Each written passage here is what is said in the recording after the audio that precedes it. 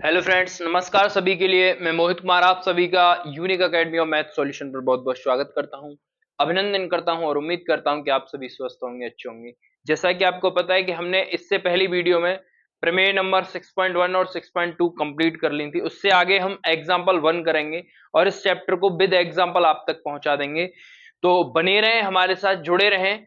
और जिस किसी को भी किसी भी चीज में डाउट हो, किसी भी टॉपिक में डाउट हो, तो आप कमेंट बॉक्स में बता सकते हो कि इस टॉपिक की वीडियो आप लेके आइए, जिसमें हमें डाउट रहता है, हमारी समझ में नहीं आता है, हमने बहुत जगह पढ़ा है। तो हम कोशिश करेंगे आपको बेहतर से बेहतर तरीके से समझाने की। तो हमारे साथ अगर बने रहेंगे तो उम्मीद करते हैं कि आप बहुत अच्छे मार्क्स 10th क्लास में आप लेके आ सकते हो। ठीक है, बहुत ही अच्छे कॉन्सेप्ट से, बिल्कुल बेसिक बेसिक चीजों से हम चीजों को आप तक पहुंचा रहे हैं। तो उम्मीद करते हैं कि सारी बात आपकी समझ में आ रही होगी। तो एग्जाम्पल 1 क्या कहता है, मेरी बात को बहुत ही ध्यान से समझने की आप कोशिश करें तो क्या पाएंगे। यदि कोई रेखा त्रिभुज एबीसी की भुजा AB और AC को क्रमशः D और E पर प्रच्छेद करे तथा भुजा BC के समांतर हो, तो सिद्ध कीजिए AD अपॉन AB बराबर होगा AE अपॉन AC। तो देखिए, बहुत ही अच्छे, बहुत ही ध्यान से समझते जाएं चीजों को।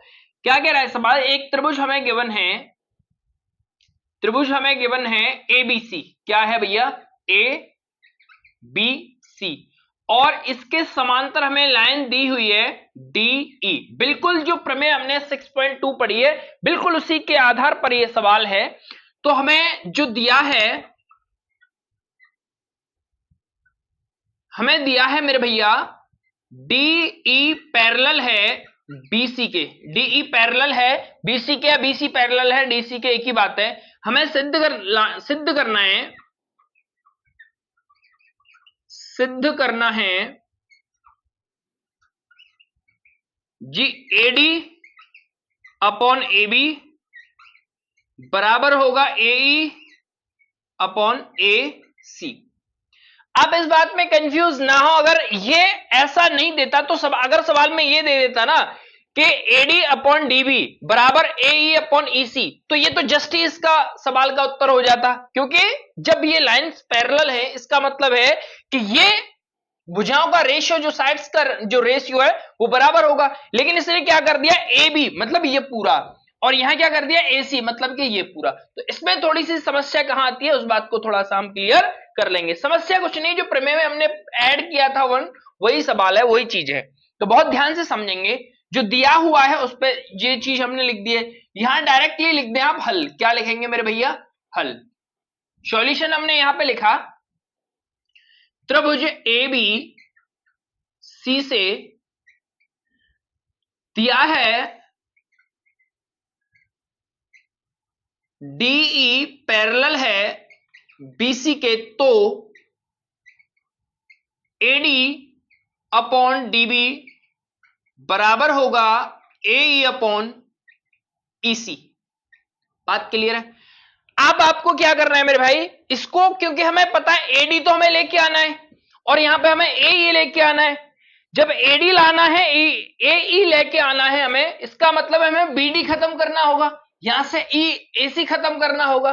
तो करेंगे क्या, इन दोनों को रिवर्स कर दीजिए। इसको कर दीजिए आप DB अपॉन AD बराबर EC अपॉन AE। अब इसमें कर दीजिए जी 1 ऐड, दोनों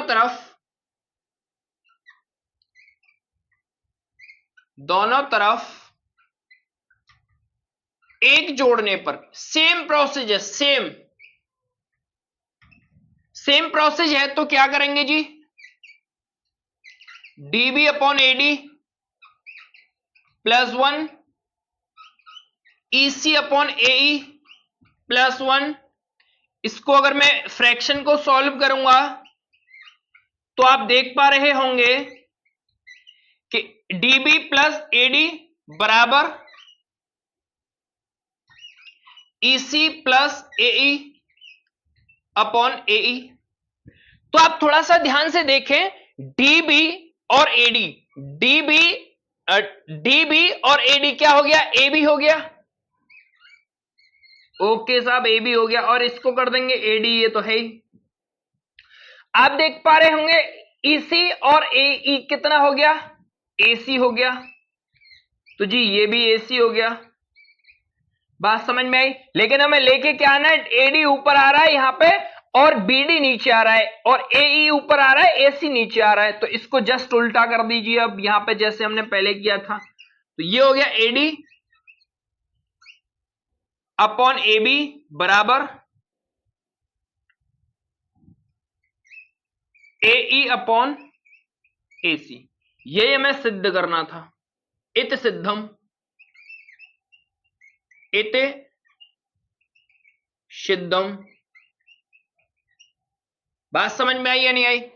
मैं उम्मीद करता हूं कि ये बात आपकी बहुत अच्छे तरीके से आपको क्लियर हो गई होगी। क्लियर है? डन या नॉट क्लियर भाई? तो मैं उम्मीद करता हूं कि आप इस बात को समझ पाए होंगे। Thank you, thanks.